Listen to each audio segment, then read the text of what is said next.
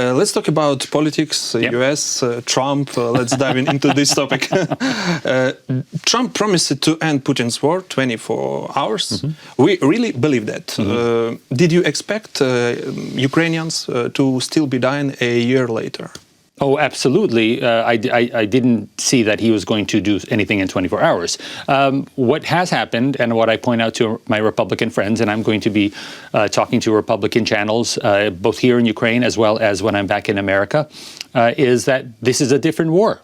Ukraine knows that this is a different war. Yes. We can see that it's an aerial war, it's a bombing war against civilian locations, and that is not Biden's war. So if President Trump wants to say that was Biden's war, I agree. That was Biden's war. The front line, Bradleys, let's get tanks, let's make 155 shells. This is different. And to this day, I don't think the United States, Europe, or Ukraine has developed a system to counterattack Shaheds. I think that's the biggest thing that the rest of the world is going to be looking at.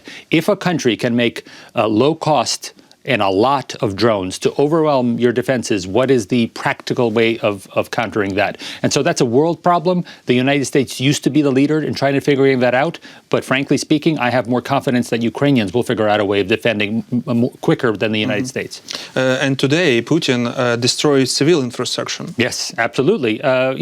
Notably, when I speak to Americans, I point out the American facilities that have been targeted. The day that President Trump announced that he called Putin and asked him not to hit energy stations. That is the same day, within 12 hours, that a rocket hit in Kharkiv, Philip Morris, an American company in Kharkiv. That is a message from Putin to say, I will agree to what you ask me, but I am in control of whether we attack or not, specifically an American company. And to this day, we haven't had a response to that. We also did not have a response when the facility in Zakarpattia was hit last year, shortly after Alaska. Where's the response about American companies being hit? We have not seen it. What did Trump actually deliver on his promises? Well, he has appointed numerous people. He has asked them to take care of this problem for him. Steve Witkoff's put out a press release about the 157 soldiers, POWs that were returned. God bless that they were returned. That's a good thing. But that's something that Ukraine and Russia figured out in Istanbul last year. This is not something that America helped with. So what is America actually doing? That's still the question. I know that the delegation has expanded from Steve Witkoff to Witkoff and Kushner to now we have people from the National Security Administration as well as the United States military. When the positive results will happen, I don't know. But I do trust in Ukraine's team for negotiating and the diplomatic corps of Ukraine. I know that they are trying to get something on paper and trying to get that this year, preferably before the summer. Trump promised a big, good situation in the U.S. When they win this election. But when I see video from the US now, I mean, I see raids, armed agent, I can just call it bad. Yes. How you describe it? Very unpopular right now, what's happening with the administration. Not what we call the MAGA fanatics, but the people who vote for Trump and only vote for Trump. Those people still support Ukraine. Those people only still support Trump. Who has he lost? You have people who will vote Democrat and people who will vote Republican. And in the middle, there are always these independent voters, those that don't register Republican or Democrat. Yes. They walk into the polling booth and they make up their mind that day. And those are the people that Trump won in 2024. He convinced them through his podcasts, through his speeches. It's time for a change from Biden. I will do something better. Since that election, he has lost those independent voters. And we have seen that in special election after special election. Just last week, there was an election in Texas for a state assembly. No Democrat has won that since 1980, and a Democrat won. It is those independent voters, those who aren't registered Democrat or Republican, they do not like what they're seeing. You mentioned the ICE raids. You can talk about the fact that he promised not just Ukraine ending, but prices will be lower on day one. Not the case. So there are many problems that are happening in people's personal lives. And what they're doing is they're voting against anybody who's running to support the president in 2025 and now in 2026. So Trump happy today, but regular American, I think no. No, I think the regular American is still waiting for results. People who support him on people who support him on television still say, we used to have this phrase during the Iraq War. Experts who talked on television would say, just wait 6 months. George Bush will fix it. And then in 6 months, they say, another 6 months, they will fix it. Yes. That has become the talking point for the economy. At the beginning of the year, President Trump said, when he's elected, he said, prices down day one. And then they said, wait till the summer. I will fix it by the summer. Then wait till the winter. It'll be better for Christmas. Now, at the end of the year, Scott Bessent said, I believe in the summer, the economy. So it's 6 months, 6 months, 6 months. And I don't know how long Americans are willing to wait. They need to see results. Yes. Could the US really slide into a civil conflict? I think no, because as I tell my good American friends, my fellow Americans, I say, you don't know what it's like to have a war in the streets. Ukrainians know what it's like to have a foreign tank on the street that you grew up with, to see foreign soldiers. Americans will never experience that. So Americans have been very, very satiated. They are wealthy. They are the most powerful country, and they're the safest country. And when you hear rhetoric from the United States, for instance, when Pete Hegseth went to the Ramstein in 2025, the first meeting, and he said, I know you are all supporting Ukraine, but you have to understand America is being under attack right now as well. And the defense ministers asked, are you talking about the women from Nicaragua who come to have a baby in the United States? That's not an attack. You should see Ukraine. And Pete Hegseth still hasn't seen Ukraine. So it's that reality. In America, they don't really, they might think they want a civil war, but they don't have the energy to do a civil war. They don't have the, they don't want to waste money on a civil war. Americans just want peace and prosperity. And so for that reason, I don't think there will be a civil war. And in particular, I don't think there will be a civil war if we are able to have some kind of congressional hearings where we can have everything out in the open. To this day, we don't know what happened with Epstein. To this day, we don't know what happened, how President Trump got billions of dollars more while he was in office. I think a lot of that will have to be reckoned with after this administration. But during this administration, I support any efforts of people asking to have patience. That's why I talk to people on both sides of the aisle, no matter if I visit Texas or I visit Minnesota, if I visit Pennsylvania or Florida. I want to talk to both kinds of voters, especially Ukrainian American voters, to understand what they talk about. You said American want peace, but it's a reason why this conflict in future can be. I mean, regular Americans have weapon, and they see this horrible situation with ICE agent. What's happening with ICE raids is something that's beyond what many people thought would happen. If you saw the public polling, people were told they are illegal immigrants in our country and we will deport them. And people support that sentence. But when you tell them that we are going to pull a pregnant woman out of a car, they don't support that. If you tell them we are going to have a military helicopter come on top of a house in Chicago and 34 agents drop down and they bang through every door in the building, they say, no, that's not what we wanted. We wanted something normal. There's going to be a lot of after effects of what happened during ICE. And I think, when we talk about politics in the United States, we see that Democrats are trending to win the elections in 2026 for Congress and the Senate. There's been conversations about impeaching Trump, but frankly, the Democrats don't want to go. Many Democrats don't want to repeat what they did in 2019 and 2020, impeaching Trump.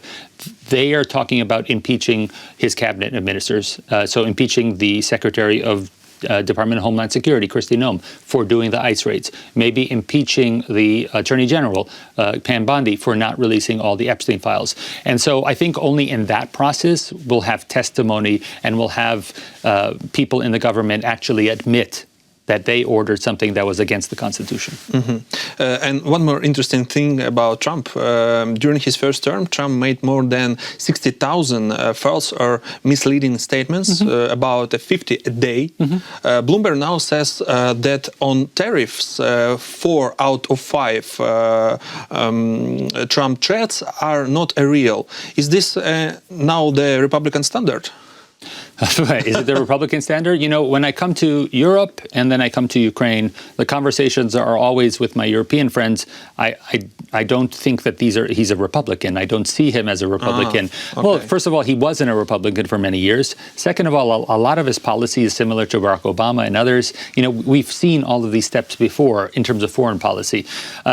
So it's one question whether he's Republican or not from the standard that was Republican. Definitely not Ronald Reagan, definitely not George Bush. However, Is he the Republican Party today? 100%. There is no other Republican Party today than Donald Trump. It will be very interesting to see how the Republican platform is put together for the 2028 convention. Will it be similar to the last convention where they said, we support whatever Trump wants, we support America first, and there's no explanation of what that means. I think it'll be very interesting to see. And right now, there is a war going on of sorts with think tanks in Washington. So you do have some MAGA-aligned America First think tanks, but one person who is fighting back very hard is former Vice President Mike Pence. He is hiring people who used to work for these think tanks who don't want to go America First, and they will work for Mike Pence's think tank, and they are putting out traditional Republican policies. So once 2027 comes around and the first candidates announced for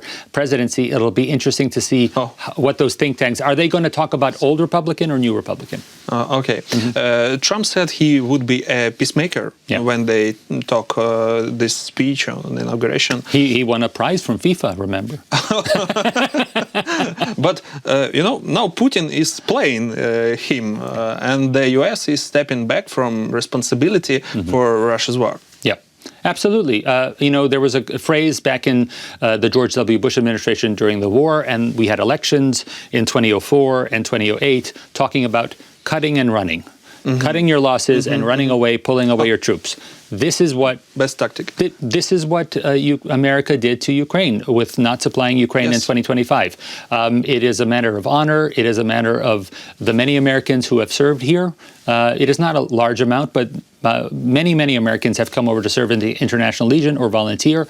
Many have died here, and many Ukrainians served. And I always repeat this to Americans who did not know that 44,000 Ukrainians have served alongside American forces in NATO deployments since 1996. So whether it's Iraq, Afghanistan, in the Bosnian war, those are Ukrainians who volunteered. They weren't forced to go there. That's true. Ukraine also wasn't given money to do this. They had to pay themselves to deploy out there. Even after Ukraine was invaded, Ukraine deployed its only cutter into the Mediterranean to help the United States with their war on terror and intercepting ships in the Mediterranean. So Ukraine has always been a steady partner. And that's what makes this even harder to accept when America says, we're just going to pull back. We don't want anything to do with it. I think in the end, Ukraine has only done in 2025 is to demonstrate that they are going to be the best partner for America. I've said this numerous times. Whenever President Trump needs a help, President Zelensky will fly out to Davos and say, yes, President Trump wants you to do more, Europe. We will stand together with America. And that's the only voice right now he has in Europe that's really going to talk like that. And the sooner he recognizes that he's his best friend, Ukraine, not so much, I'm not saying it has to be personal Zelensky to President Trump, but Ukraine will be the best friend of America. Yes. That's when we can have a better policy. And best for regular Americans. 100%. No, 100%. Even when I talk to business people, this came up in the Epstein files. Ukraine was mentioned, right? Yeah. Ukraine was mentioned as a good opportunity in 2014. I was on television in 2014, and there were business people talking about Crimea being invaded, and they said, it's a good time to invest in Crimea because now is the lowest prices. So too low. But it always happens during a time of war where business people like Epstein, that's what the conversation was about investment. So it'll be interesting for Americans. I know there's all sorts of talk in Poland, Baltics, Hungary even. People want to invest in business there in anticipation of a large reconstruction project for Ukraine. Yes. It will have to come from some country neighboring coming into Ukraine. So I think a lot of people are looking at Ukraine not just as a steady partner. We know that they will be the lead for defense for Europe, but also a steady economic partner for the world. Trump said Americans' decline was over and a new era had begun. Do you see that new era yet? Or does it start after he takes on the Fed? No, there's a new era. And, the new era is that for my entire life, for the life of people before me, for 100 years, if you showed your American passport anywhere in the world, you were welcomed. Yes. And they said, that is a special country. We like that country. If an American law enforcement turned to another country and said, you know what, there's somebody in your country I'd like to find out information about, law enforcement in many countries would say, I will give you information. Militaries would help the United States with intelligence sharing. I think that era is over. And I think that era ended when the United States decided to unilaterally do tariffs. Tariffs are a method of war. Wars have been started over tariffs for centuries. And when the United States decided we are declaring economic war against every country in the world, I think that was the signal that times are changing and we can no longer think of America as the shining city on the hill, which we still in America believe. But we have to accept that Europeans, Africans, Middle Eastern, and especially the countries of Southeast Asia and the Pacific Ocean, those are all looking to, you know what, China might not be a shining city on the hill, but they are dependable, and we know exactly what they're going to be doing in 10 years and 20 years. In America, I don't know what the president's going to change his mind one day to the next. Yeah, it's true. And my next question about friendship between US and Ukraine. The US asked Ukraine to give up nuclear weapon for security. You know, that was the Budapest Memorandum. Who is Washington still remember that deal? It is often mentioned. You know, I often remember when I was away at a festival in 2008 when Georgia was invaded, and instantly ran to the United Nations. I took a 2-hour bus, and we had many events there. And then the first time I went to Washington later that year, the question from Ukrainians when we came to the State Department was, well, Georgia, that was your ally. They were serving in Iraq. Why didn't you help them? What happens if Ukraine is invaded? And they said, Ukraine is different. We have a Budapest Memorandum. Nothing would ever happen to Ukraine. And then it happened. So I think Ukraine is very smart in these negotiations to insist that things need to be not just an agreement between presidents like the Budapest Memorandum, but go through the Verkhovna Rada as well as the United States Senate. If it goes through the United States Senate, that would be federal law. That would be as ratified as any law passed by Congress. So no president can change their mind later. However, at this point, I can say that nobody in the Senate has received any text of a draft agreement for security guarantees, for the peace or reconstruction. So I think Ukraine's delegation is really working hard to make sure that if there is an agreement, this is something that becomes law, not just a Budapest Memorandum when 3 people sign it and then people forget it 20 years later. But again, the US forced Ukraine into a rare earth deal. Yes. So what did Ukraine actually gain from it? Well, what did the United States actually gain from it? Too many, because the race with China. Right. I think there is a lot of thoughts from the president about rare earths. People are telling him he needs to have rare earths. This is what Greenland was about. This is what the potential deal with Russia is about. But in point of fact, we know that rare earths, some of them aren't that rare. There are only specific ones that people really are fighting over. And the last thing is that the key issue isn't where to find them. It's what country is going to refine them. That is the most toxic process of rare earth refining. So are we going to refine in Ukraine? Because one of the reasons that China is so dominant with rare earths is not only because they have the reserves, but they can refine them there. The United States environmental control is not that kind to have that kind of process happening in the United States. So this is a longer term discussion about where this is going to be refined or what rare earths do. But in the immediate, what Ukraine gained from that discussion was demonstrating to the United States, if you want an agreement, we will work with you and do whatever possible to make an agreement, and they did. And it's a sign of friendship with the United States. The US says it wants to beat China in the rare earth race, but is this deal really good for Ukraine? Does it threaten our economic or mostly serve someone else? It's good to be integrated into an international system of trade, specifically rare earths with the United States, which then would break off into the type of electronics that the United States exports to other countries as well. This is one of the reasons that the entire world cared more about Ukraine when it was invaded than, say, Somalia or any kind of African country when those wars break out. And what I mean is, because I had discussions with different delegates at the United Nations about, well, why are people talking about Ukraine? Why are we so worried about Ukraine? Why didn't we talk about this with other countries in the Middle East when things were happening there, that would be world war? And I said, well, look how Ukraine has done since 1991 into integrating itself into the worldwide economic system. So many countries rely on food supply from Ukraine. So many countries in Europe and further rely on Ukrainian technological advancement. I was pointing out to my friends who didn't know that Amazon used Ukrainian companies to do logistics for deliveries all over Europe. Ukraine was so integrated into the economic system that was the reason that so many countries cared to make sure it didn't fall. Similarly, if Ukraine keeps doing that with these agreements, the rare earth integrating into America's technological future, that's how Ukraine remains relevant. That becomes a country that you can't forget about. And that's yes, but is it real? Is it the agreement or?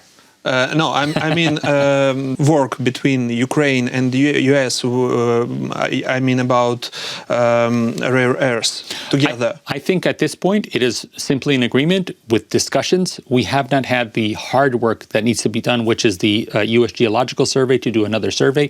I remember being presented with those geological surveys 20 years ago. We know that the U.S. Geological Survey hasn't come back to do a resurvey, and as we know, many of those areas are currently under occupation as well.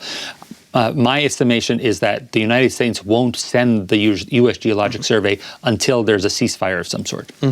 Okay, let's go next. Do you think the U.S. intentionally didn't stop Putin in 2022, letting him shatter the global order? And did Venezuela later become the final move in that plan? Oh, no. Why? I don't think the people are so smart to think that far ahead. I've thought it, but we have it now. I would think like if you put this together, then somebody could have anticipated it. But frankly, there are so many moving parts that to rely on thinking that Venezuela would have happened so quickly. Venezuela has been a sticking point, and at this point, it's not resolved. We've just eliminated one of the leaders, but the rest of the government there is still on U.S. sanction list. They are, wanted with a prize to return them to United States prisons. So we know that Venezuela, much like the Middle East, where he declared peace, also isn't resolved. So there are many places where Trump has changed things, but they are not resolved. And so they remain very hot still. They can turn into a very hot war very quickly, whether it's Venezuela, Middle East, Cambodia and Thailand. He declared peace, but then they broke out violence again. Same thing in Rwanda. So the problem is that President Trump is looking at one-to-one discussions of immediate signing of something, and much like a business deal, not using statecraft, which is slowly taking steps. If you reach this level of anti-corruption or peacemaking, we can go on to the next step. This is what, and you see that because we do not have, he may have asked people to come to the White House and sign an agreement, but there are no laws signed. There are no long-standing changes of policy by any of these countries that we talk to that have changed their policy because of President Trump. And that's the problem. So much like the rare earth question before, it's an agreement, but where are the subsequent laws that need to be done after the fact? For Maduro, it's a good deal. For Maduro, it'll be very interesting what the court case will be like. There are many legal scholars who say that he can probably challenge how he was extradited, and in a United States court. This is why we didn't take terrorists into United States courts. We had special U.S. military courts. He is being tried in a United States courts for drug trafficking, and it's very likely that the kind of statements that President Trump made, like you said, 50,000 false statements, yes, all of those will be cited by the lawyer saying, what are we to believe? President Trump said this. Are we supposed to believe that he imported fentanyl if we know that the majority of fentanyl doesn't come from Venezuela? So I think the U.S. let the world order collapse. Now they tell us what land to give up to Putin. With the Epstein scandal in the background, do they really have the moral authority? No. You don't have moral authority if you're not going to visit Ukraine. That's period. I said this about, before the election, everybody wanted Kamala Harris to visit the border because she was in charge of immigration. Steve Witkoff is like Kamala Harris. He hasn't visited the border. He needs to come to Ukraine. He doesn't need to go to the front line. Maybe they scared Russian rockets? Absolutely, but you cannot be in charge of figuring out peace without going to the territory. Absolutely. This is why, he's been to Israel, hasn't been to Gaza to see what exactly they're talking about. They haven't been to Cambodia and all these other places. He is proposing that we have a settlement for Tehran in terms of the Iran situation. I think unless you actually go to some place and understand what it's like on the ground, you're not really talking about the reality. He's visited St. Petersburg and Moscow. I don't know how that helps him understand what's happening in Ukraine. It understands how wealthy they are and how rich they're making themselves off of this war, but it's not helping him understand anything. And so I don't think that Steve Witkoff will understand what's happening in Ukraine until he comes here. And I don't know how you make a deal until you understand what's happening on the ground. So Trump wants to end the war and bring Putin back into the global economy. That means no courting Hague, Gaga, no new Nuremberg-style trial. Should Ukraine accept this just to stop losing its people?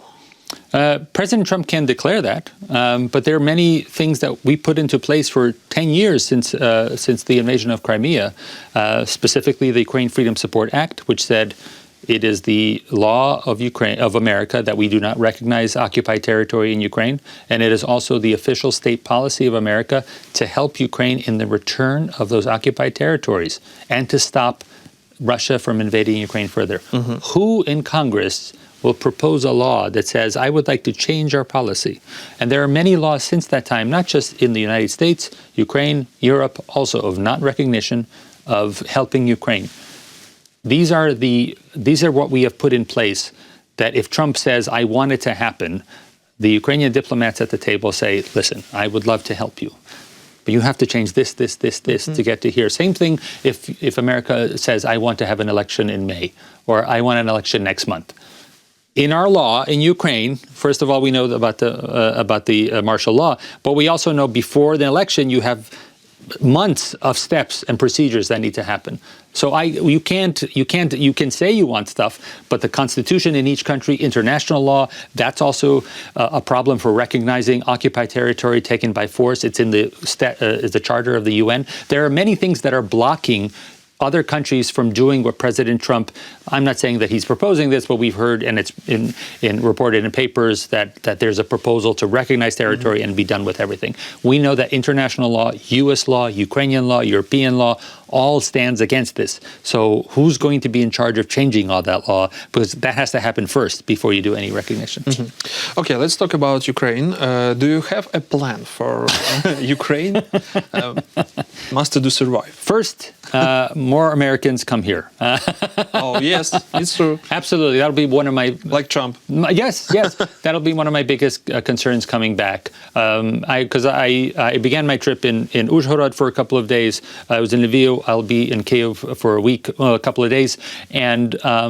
And my reaction to people, and I've been on Zoom groups already with the United States, is you have to come here. And I've been saying that because I've been here since 2022 at the beginning of the war. You have to come here first to understand. But even if you don't want to come here because you want to do humanitarian work or other interests, there is business to be done in Ukraine. And we can start doing that now. It doesn't matter that there are curfews in some oblasts. We need to have more Americans come here now, because the more Americans come, that's the only way they're going to understand. So that's part one of the victory plan. Get more people here, because Europeans visit, but Americans don't. Number two is going to be this entire change of the world order we've been talking about. Yes. Europe is going to have to be doing more, and they are, because the United States hasn't done a lot in 2025. The Europeans have stepped up with money. We know that their budgets have put in the help for Ukraine. The budgets are passed, but not as much as requested has come through. But that's the next part. And I think if we look at that, that's great.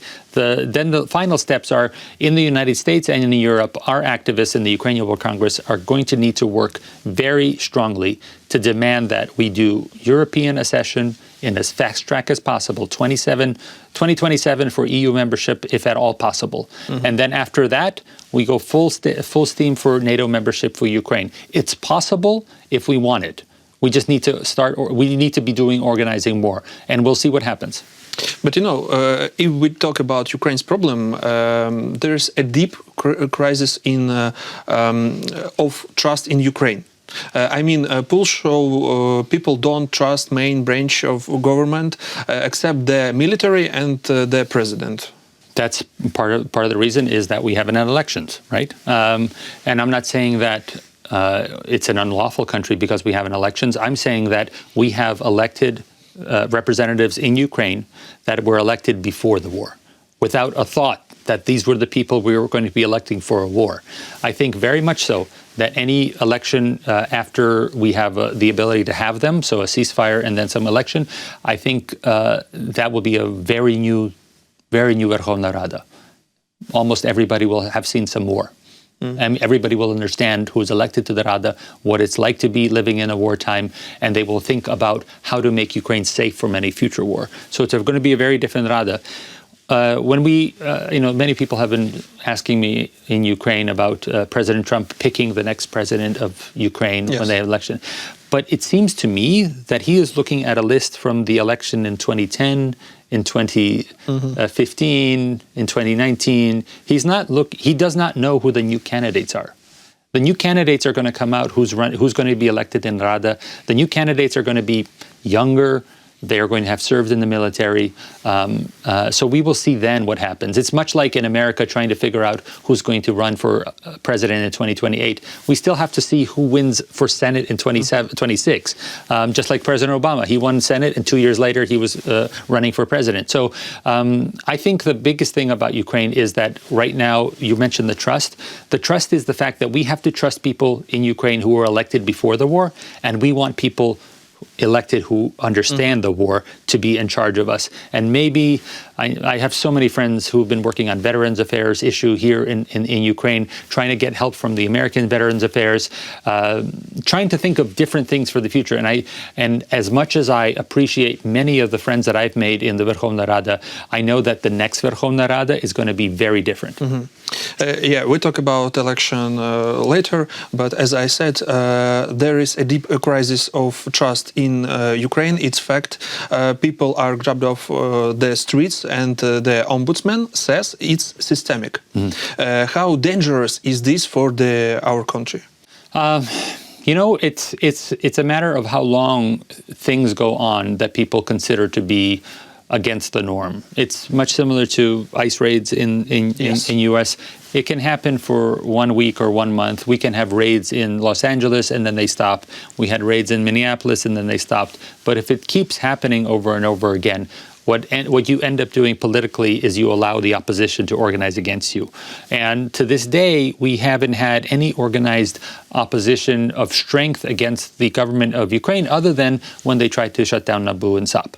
That was very much resonant all over the Western media. They understood that how is it that Ukrainians can, in the middle of a war, stand up and organize against their government, because that meant something. And I think also the longer you do something that people start feeling shouldn't be done, that's when you have a risk that a opposition can organize, and that's something that the Ukrainian government should keep in mind. And one more problem, corruption. Corruption is a page I'd like to turn, but it's impossible to ignore. Broke institutes, systemic corruption, how do we fix this for real? Well, we're just in this week where we had a big report out for international corruption for Ukraine. I believe Ukraine had 1 point better, and it was a surprise to people because of the Nabu stuff in the summer. But then reading into the report, they mentioned that the crackdown on Nabu, or the changing of the law about that, actually lowered Ukraine's score. But there are so many other initiatives that are being done in the government on the local level to try to combat. I think the electronic methods of payment also show an enormous prozoris, a way for people to understand what exactly their money is going towards, what the government is using. So there's a very radical different spheres of anti-corruption happening in Ukraine. And again, we're only going to fix this by taking the system and who's there now, and we need to have a different parliament at some point. I am not saying that we cannot, this government can't do what they can, because they're the parliament. They have to, they have to work for the people. But I just firmly believe, after being here for 4 years, year after year visiting, that Ukrainians want a different representation, because they themselves have been changed. They have been teachers and bakers, and now they are soldiers. Or they saw their own house blow up. They were not involved in the war, but a rocket landed or a Shahed landed. They want somebody who understands what that feeling is to represent them. Yes, Ukrainians want to live by fair rules like in the EU. Will Europe accept us, or our own problem standing in the way? Absolutely, the EU will accept Ukraine. Absolutely, and I think in which year? I think by 2027, it's a possibility. It's an absolute possibility. We talk about full membership in 27. Absolutely. Oh. The only issue is it's just like Americans complaining about Trump. You can talk about Venezuela or anything. If they care about the price of eggs, and they care about what their salary is, and for politicians in the EU. You can talk about Orban, you can talk about Poland, Eastern countries. When they came into the EU, the Western countries like France and Netherlands, they had to, there go our farming jobs. It's all going to go to the East, all the cheaper labor. Now what the Eastern countries did to the West is going to happen to them when Ukraine comes in. Cheaper farming, cheaper everything.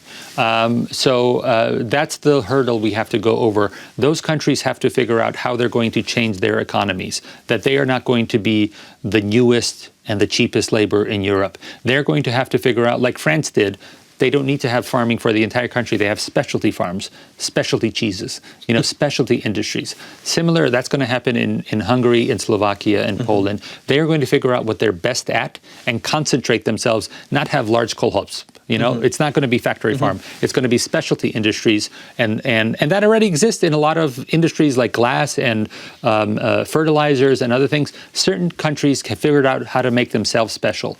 Another thing that I would like to see for Ukraine on a completely different topic is some of the Western countries that come in to film Hollywood movies in Eastern Europe. Ukraine is perfect. Yes, absolutely perfect for Game of Thrones, for any kind of historical epic, castles, long sweeping steppes, mountains. I think that, in I believe the Czech Republic, in 1 year, they got almost $1 billion because foreign films shot in their country. Because it's not that they paid them, but the economy grew because so many people came in, the actors and the staff. I think Ukraine can very much benefit their economy by stealing some of that from Europe and have some film business in Ukraine. So there's a lot of possibilities once Ukraine is into the EU system to make it streamlined for foreign investment in Ukraine. So you talk about 2026, 2027, Europe accept us, but it's mean 2026 be the year the war ends. Do you think talks to end the war will actually work? Well, first of all, I think that Ukraine can become an EU member whether it's at war or not. I don't think that's going to prevent Ukraine membership for EU. I think Ukraine, I don't want Ukraine's war to go on that long, but I don't think that's going to be a bridge too far for the EU. If there's an accelerated timeline, that they will go ahead with it. Number two, as far as when is this talks going to do anything, first of all, I don't see anything happening until somebody from this Council of Peace, whether it's Witkoff, whether it's other countries, they come to Ukraine and they have a meeting in Ukraine. They need to sit down here in Ukraine to figure out what the next steps are. I don't think meeting in Abu Dhabi is going to come to some kind of resolution for Ukraine. So that's number one. Number two, I don't think that these talks will have any proven results until the talks are expanded to include our coalition of the willing in Europe. Many of the proposals, whether it's Dmitriev's 28 points or other stuff, mention Europe. They mention NATO will have a base in Poland, but not in Ukraine. NATO will do this, this. The security forces from NATO countries, but they are not at the table in Abu Dhabi. So we cannot have a final resolution until the Europeans are at the table as well, because they have to be the guarantors. The United States, we know, are not going to send soldiers. Europeans, we can see about what kind of soldiers we can get from Europe. And I think, finally, if you're talking about guarantees from the United States, the guarantees will be systems like Tomahawks. The guarantees will be the systems that they have not given Ukraine yet, but they will only give them once there's a peace deal. And one more interesting fact about election, both Russia and the US are pushing for election in Ukraine, both of them. I would like to push for elections in Russia too, yes. Yes, 100%. Yeah, but the main names being discussed are Zelensky, Zaluzhny and Budanov. Yes. How do you read this situation? In terms of what's being pushed or what's on the ground in Ukraine? On the ground in Ukraine, I see the same polls that you're citing, Budanov, Zelensky, and Zaluzhny. We will see. You know, the interesting thing is, Zelensky is the only one who has held office other than those, and he's only been elected once in his life. So what I said before, the people want something new in Ukraine. I think that reflects also they don't want a politician. They don't want somebody who's going to lie to them. They want somebody like, Zelensky, a military officer and a diplomat, Budanov, head of the intelligence services and now with the office of the president. They want something new. That's why they elected Zelensky. Okay, so Zelensky or Budanov, I think all of them are interesting candidates. I think the next step will be if there is a election announced, what kind of international meetings will those candidates have beforehand? Budanov is supporting Zelensky, so I don't know how he would separate himself to be a presidential candidate, especially as part of the negotiating team. So same thing with Zelensky. He's representing the country as an ambassador. If he were to resign and then do an international tour saying, I want this, I want this, I want this, that's one thing. We haven't even talked about parties. We've talked about personalities. Yes. And that is the interesting thing that, again, happened during 2019. A person was elected, and then Sluha Narodu was formed after the fact. Yes. Similarly, we are going to have to talk about what kind of parties these people will have. It'll be very interesting to see what happens with the European solidarity, with Poroshenko not being one of the people that you mentioned. How strong is that party in Verkhovna Rada going forward? There were many initiatives like Holos and others who were new voices back in the other election. What new voices come this time? What minority parties are we going to have? When you talk about those three names, I think the biggest thing that, to me, it resonates that these are not politicians. And if that's what's the most popular for Ukrainians, that shows that Ukraine wants something brand new. There is another crucial vote coming, the US election.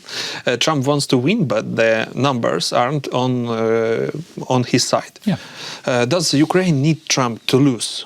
Here's what's going to happen. Right now, the Democrats are winning every special election. There are 30 Republicans who have decided that they're not going to run in 2026 for Congress or Senate. More may be resigning as well before then. They don't want to lose. They want to resign as winners, and they will be very rich lobbyists. But you are not a rich lobbyist if you are a loser. So that's why they are resigning before the election in 26. In 26, all of our 435 congressmen are running and 1/3 of our Senate.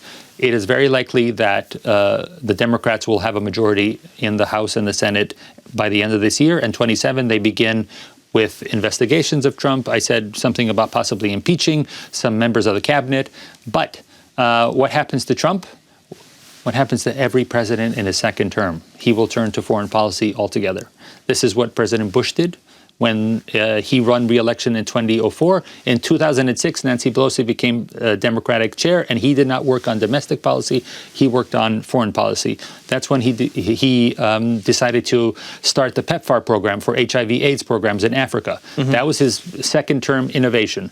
Same thing with President Obama. He had a second term. The Republicans won, so he didn't have Congress. He decided to make the Iran deal. That was his foreign policy adventure.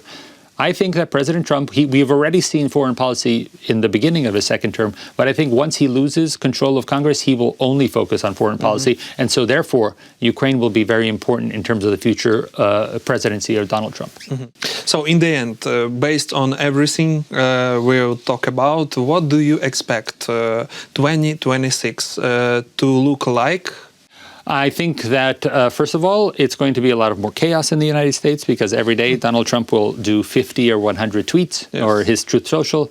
You mentioned the lies that come out of that, but also his administration has been trying to change the narrative every day. So don't focus on Epstein. Talk about Minneapolis. Oh, I don't want to talk about Minneapolis. Talk about Epstein again. Oh, I don't want to talk about Epstein. Let's go to Los Angeles or Ukraine or something else. How long can we keep changing the conversation while Americans still ask, but is the prices getting better? Is my salary getting better? And that will be the number one voice for elections. We will be listening to what the candidates say. The senator from Georgia, John Ossoff, had a good speech that a lot of people on Republican Democrat side are citing. He tried to combine all of those things together and saying, we are fighting for the regular American, not the people who visit to the islands of Epstein or who can afford all the $1 million Mar-a-Lagos, regular Americans. So I think we will see a lot of campaigning in 2026. But I also remind my friends, anytime you're trying to make a political prediction, In 2008, we had the election of Barack Obama, and in the summer, we had a financial crisis that changed everything. So that's the one thing we can't predict. Earthquake, volcanoes, financial crisis. The things we can't predict are going to change the election also. So that was Andriy Dobriansky from the Ukrainian Congress, World Congress. I'm Vladislav Novikov. Andriy, thank you so much. Приятно.